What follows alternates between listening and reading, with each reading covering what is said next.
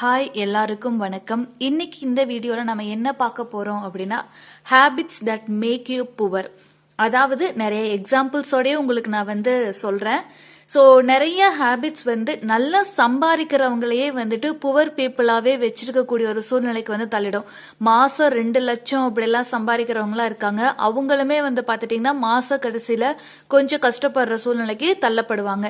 Reason என்னன்னா அவங்களுடைய poor saving habit. Savings மட்டும் இல்ல, நிறைய ஹேபிட் பார்த்துட்டீங்கன்னா அவங்களோட விஷயங்கள், அதாவது பினான்சியல் விஷயங்களை பார்த்துட்டீங்கன்னா சரியா மேனேஜ் பண்ண தெரியாதது எல்லாமே அவங்கள புவரா வச்சுக்க கூடியதா இருக்கும். இதுல நிறைய ஹேபிட்ஸ் இருக்கு. நான் முக்கியமா ஒரு 15 ஹேபிட்ஸ் உங்களுக்கு நான் சொல்றேன். இதுல உங்களுக்கு ஏதாவது இருந்துச்சுன்னா கண்டிப்பா மாத்திக்க ட்ரை பண்ணுங்க. The first one is impulse buying. அதாவது எதையாவது ஒன்று பார்த்த உடனே வாங்கணும் அப்படின்னு தோன்றது. இது இயர்லியரா சம்பாதிக்கக்கூடிய யங் பீப்புளுக்கு கண்டிப்பா இருக்கக்கூடிய விஷயங்க. நானுமே முதல்ல வேலைக்கு போனப்போ எனக்கு பிடிச்சதெல்லாம் வாங்கணும் அப்படின்னு சொல்லிட்டு எனக்கு ரொம்ப பிடிச்ச ட்ரெஸ்ஸஸ் எல்லாம் இஷ்டத்துக்கு பர்ச்சேஸ் பண்ணிட்டு இருந்தேன். கிட்டத்தட்ட 6 மாசம் அது தொடர்ந்துச்சு. அதுக்கப்புறமே ரியலைஸ் ஆனது என்னன்னா வர்ற வருமானம் எல்லாம் நான் ஹாஸ்டலுக்கும் அதுக்கப்புறம் எனக்கு பிடிச்சதெல்லாம் வாங்குறதுக்கும் ஸ்பெண்ட் பண்றேன் அப்படிங்கறது தெரிஞ்சதுக்கு அதுக்கப்புறம் கொஞ்சம் கொஞ்சமா நான் என்னோட சேவிங்ஸ், இந்த மணியை எப்படி மேனேஜ் பண்ணணும் அப்படிங்கிற யோசனை வந்துச்சு. இது வராமையே லாங் டேர்முக்கு போயிட்டு இருக்கு அப்படின்னா உங்களுக்கு என்னதான் வருமானம் வந்தாலும் நீங்க புவரா இருக்கிறதுக்கு நிறைய சான்சஸ் அது தள்ளி விட்டுடும் அப்படிங்கறத டவுட்டே கிடையாது.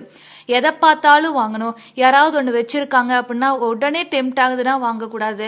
ஏதாவது ஃபுட் ஹேபிட் இருக்கும் நிறைய பேருக்கு, ஃபுட்டி அப்படின்னு சொல்லிட்டு பார்த்தோன்னே எதுக்கு எடுத்தாலும் ஒரு ஹேங் அவுட்டா இம்மிடியேட்டா ஃபுட்டு தான் அப்படிங்கிற மாதிரி இருப்பாங்க. யாராவது கேஜெட்ஸ் வச்சிருக்காங்களா, இம்மிடியேட்டா பார்த்தோன்னையும் நம்மளும் அதே கேஜெட்ஸை வாங்கி ட்ரை பண்ணும் அப்படின்னு சொல்லிட்டு ஆல்ரெடி அதுக்கான, அதாவது ஒரு எக்ஸாம்பிளுக்கு ஃபோன் வச்சுக்கோங்க.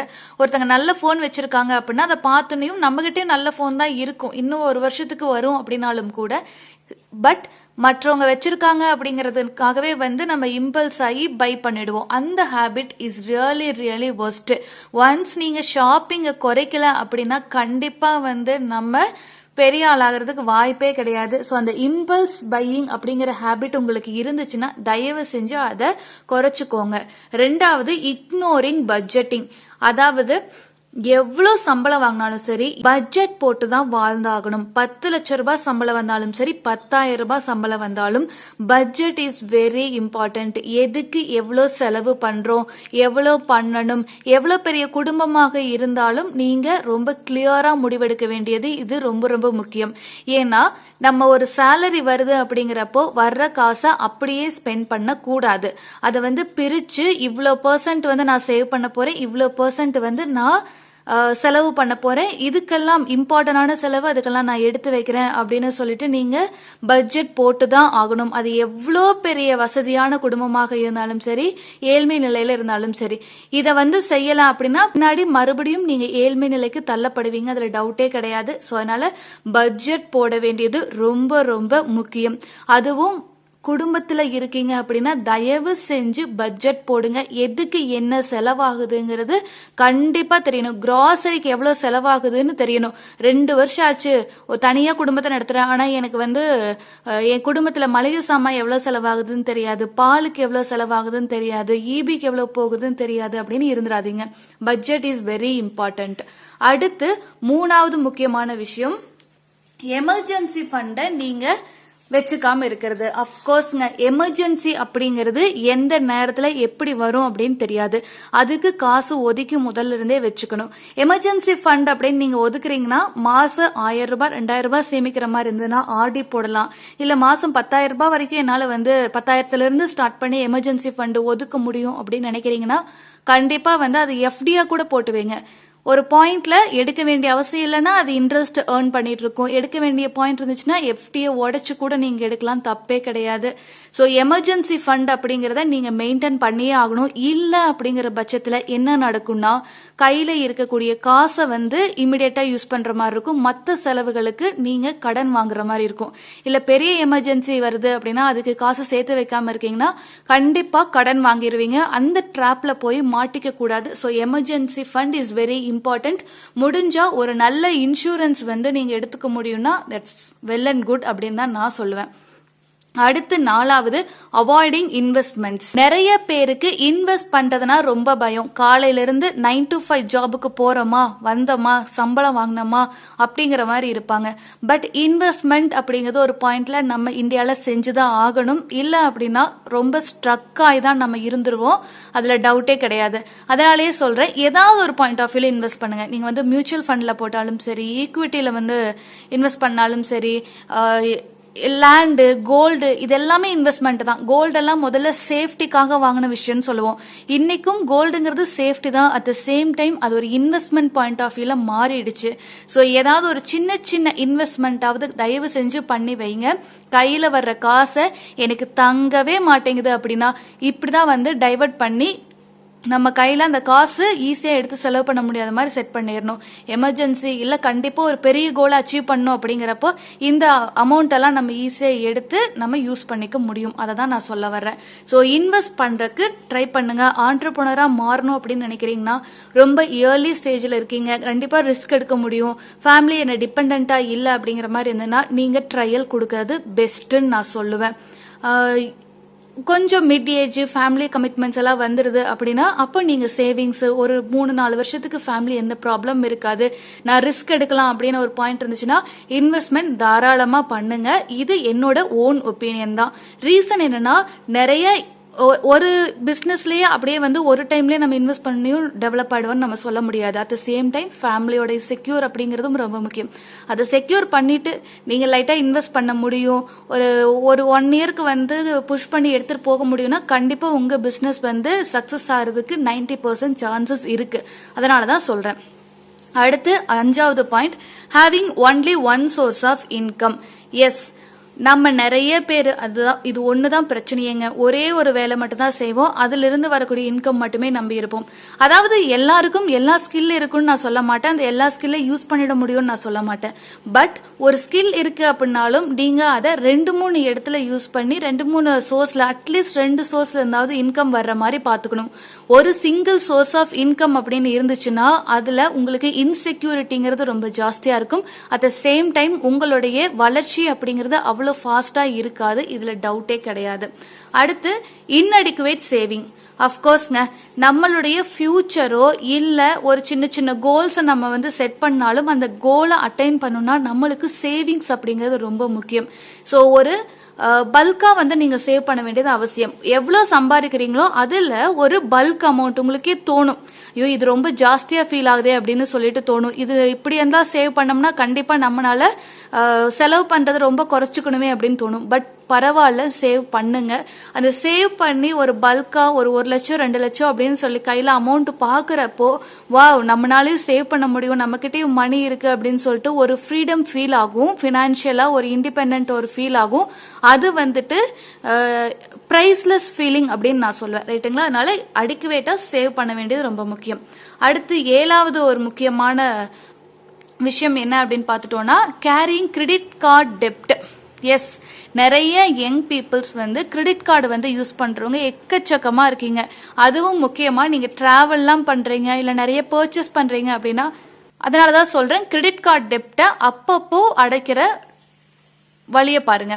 அடுத்து ஃப்ளாடு ப்ரையாரிட்டிஸ். அஃப்கோர்ஸ்ங்க 8வது பாயிண்ட்டு, இது ரொம்ப ரொம்ப பர்சனலான ஒரு விஷயம் அப்படின்னே சொல்லலாம். ஒரு சிலரை நம்ம சாட்டிஸ்ஃபை பண்ணுறதுக்காக, ஒரு எக்ஸாம்பிளுக்காக சொல்கிறேன், நம்மளுடைய ப்ரையாரிட்டி அப்படிங்கிறது அவங்களுக்கு செய்யறதுக்காக மட்டுமே வந்து நம்ம இருப்போம். அதை தயவு செஞ்சு ஸ்டாப் பண்ணுங்க.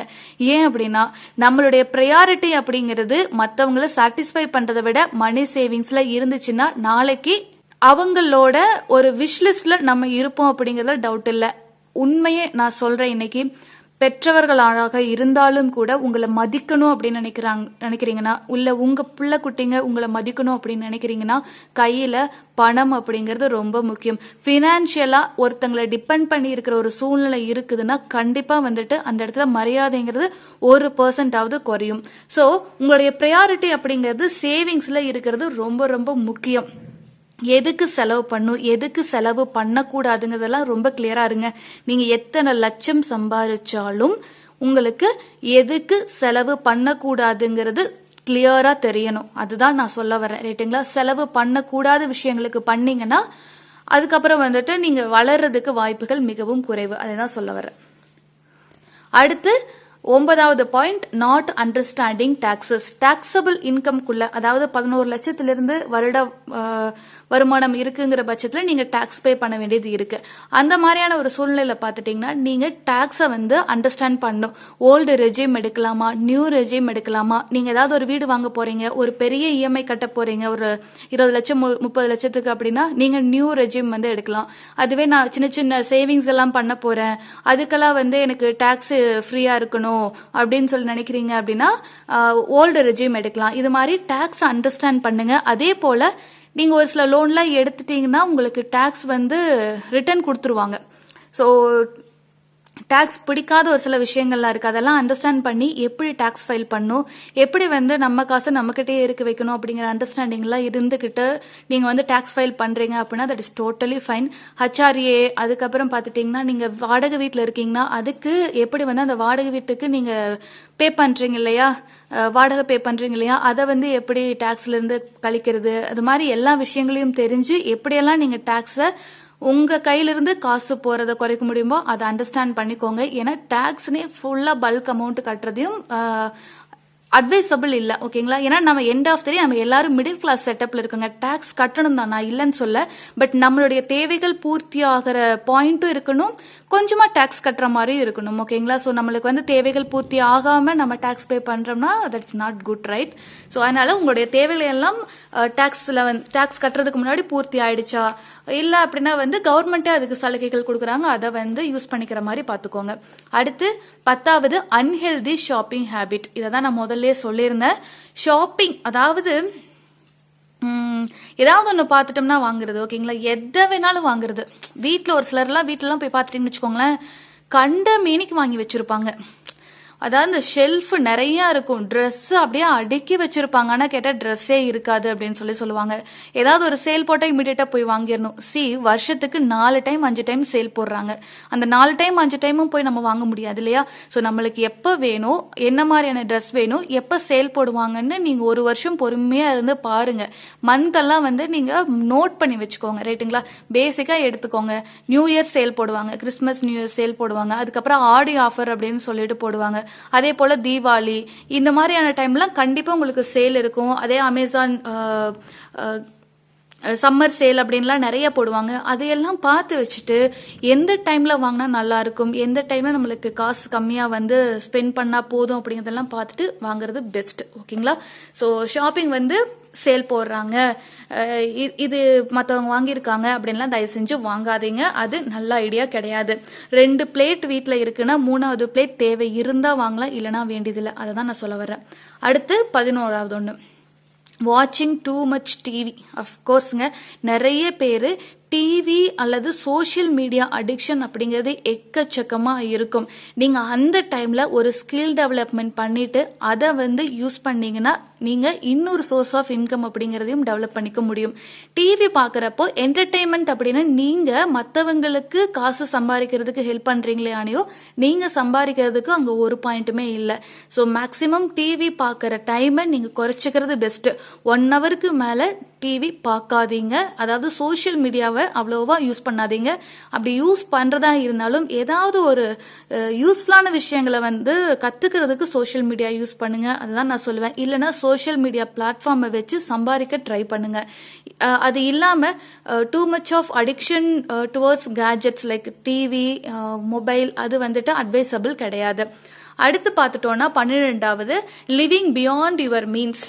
அதாவது நம்மளுடைய தகுதிக்கு மீறின செலவு பண்ணுறது. அதான் நான் சொல்கிறேன். ஓகேங்களா? தகுதிக்கு மீறின ஒரு செலவு. கூட கலீக்ஸ், ஃப்ரெண்ட்ஸ், அதுக்கப்புறம் பக்கத்து வீட்டுக்காரங்க, சொந்தக்காரங்க, அக்கா தங்கச்சி, அண்ணன் தம்பி, இவங்கெல்லாம் வந்து நம்மளை விட ஒரு பாயிண்ட் மேலே இருந்தாங்கன்னா அதை எப்படிப்பா நம்மளை விட அவங்க சூப்பராக இருக்காங்க, நம்ம அந்தளவுக்கு இருக்கோன்னு காட்டிக்கணுமே அப்படின்னு சொல்லி ஏதாவது பண்ண போனோம்னா நம்ம பேக்கெட்டில் இருக்கிற பைசா தான் காலி ஆகும். ஸோ தயவு செஞ்சு உங்களுடைய வருமானம் என்னவோ அதுக்கேற்ற மாதிரியான வாழ்க்கையில் வாழ்கிறது பெஸ்ட்டு. எக்ஸாம்பிளுக்கு சொல்ல போனா நம்மளோட வருமானம் மாசம் 50,000 தான் அப்படின்னா அதுல எவ்வளவு % தான் வீட்டு வாடகைக்கு கொடுக்கணும் ஒரு ஃபிக்ஸ் வச்சுக்கோங்க. அதுக்கு மேல 1 பைசா வீட்டு வாடகைக்கு எக்ஸ்ட்ரா போகுது அப்படின்னாலும் தயவு செஞ்சு அந்த மாதிரியான வீட்டுக்கு நீங்க போக வேண்டிய அவசியமே இல்லை. மறுபடியுமே நீங்க கொஞ்சம் டைம் எடுத்து செக் பண்ணி எந்த மாதிரி ஏரியால கொஞ்சம் கம்மியான ரெண்ட்டுக்கு கிடைக்குதோ அது மாதிரி போறது பெஸ்ட். ஸோ உங்களுடைய வரவுக்கு மீறி உங்களுடைய ஃபினான்ஷியல் செட்டப்புக்கு மீறி வாழ்க்கை தரத்தை உயர்த்தி வச்சுக்கிட்டீங்க அப்படின்னா ரியலி கஷ்டம். உண்மையா சொல்ல போனா கார் வாங்குறோம்னு வச்சுக்கோங்களேன் எக்ஸாம்பிளுக்கு, நம்மனால அதுக்கு ஸ்பெண்ட் பண்ண முடியற மாதிரி இருக்கணும். சர்வீஸ், ஸ்பெண்டிங்கு, பெட்ரோல், டீசல், ஏகப்பட்ட செலவுகள் இருக்கும். நம்மளுக்கு கார் தேவைதானா, நம்மளோட இந்த சம்பளத்துக்கு கார் தேவைதானா அப்படின்னு யோசிச்சுட்டு தான் வாங்கணும். இல்லை அப்படின்னா வந்துட்டு பேசாம 2 வீலரே பெஸ்ட்ன்னு சொல்லிட்டு நம்ம எடுத்துக்கணும். மெயின்டெனன்ஸ் காஸ்ட் கம்மி, நல்ல மைலேஜ் கொடுக்கும், அதுக்கேற்ற மாதிரி லைஃபை நம்ம எடுத்துட்டு போய்க்கலாம். காசு end of the day save பண்ணும் இல்லைங்களா? ஸோ அதுக்கு இடைஞ்சலாக இருக்கக்கூடாது. அடுத்து 13வது point, spending every rupee you earn. அதாவது நீங்க சம்பாதிக்கிற அத்தனை காசை செலவு பண்ணிடுறது. இதை விட ஒஸ்டான ஒரு ஃபினான்ஷியல் மேனேஜ்மெண்ட் வேற எதுவுமே இல்லைன்னு நான் சொல்லுவேன். ஏன்னா நம்ம சம்பாதிக்கிற காசுல ஒரு பகுதி சேவிங்ஸுக்கு எடுத்து வைக்கலன்னா நம்ம கோடிக்கணக்கில் சம்பாதிச்சாலும் பயன் அற்றதே. ஓகேங்களா? ஸோ நல்லா தெரிஞ்சுக்கோங்க, இங்கே எவ்ரி ருபீஸ் நீங்கள் சம்பாதிக்கிறது அத்தனையுமே செலவு பண்ணிட்டு மாதம் எண்டில் ஓட்டாண்டியா உட்கார்ந்து இருந்தீங்கன்னா உங்களை ஊரில் ஒரு பையன் மதிக்க மாட்டான், அதில் டவுட்டே கிடையாது. ஸோ ஏர்ன் பண்ணுற எல்லா காசையும் செலவு பண்ணிட்டு மாத கடைசியில் யார்கிட்டயாவது போய் கேட்குறீங்கன்னா இவ்வளோ நல்லா தானப்பா சம்பாதிக்கிறேன், ஏன்பா எல்லாத்தையும் செலவு பண்ணுறேன்னு திருப்ப நம்மளே நல்லா நச்சுன்னு கேள்வி கேட்பாங்க. ஸோ முடிஞ்ச வரைக்கும் சேவிங்ஸ் அண்ட் அதை இன்வெஸ்ட்மெண்ட்டோ இல்லை ஏதாவது ஒரு எமர்ஜென்சி ஃபண்டு பில்ட் பண்ணுறதோ ஏதாவது ஒன்று பண்ணி உங்களுடைய காசு முழுக்க முழுக்க செலவாகாத மாதிரி, ஒரு மாதத்தில் வரக்கூடிய காசை முழுக்க முழுக்க செலவாகாத மாதிரி பார்த்துக்கோங்க.